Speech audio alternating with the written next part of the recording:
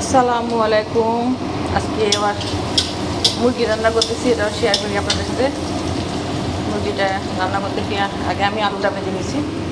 যে আলুটা একটু লবণ দিয়ে, হলুদ দিয়ে, মরিচ দিয়ে আলু ভেজেছি, রসুনটা ভেজে নিয়েছি। আমি রসুন দিই, নাস্তা রসুন ভালো লাগে।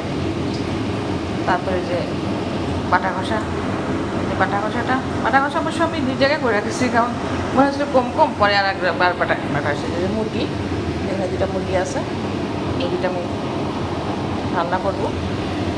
তো প্রথমে আমি আমি আগে রসুনটা তেলে দিয়ে রসুনটাকে দিই, কারণ রসুনের একটা ফাইন মানে ফ্লেভার আসে রসুনের, এই অনেক সুন্দর একটা বাসনা আসে। আগে রসুন দিই, তারপর আমি পেঁয়াজ দিই।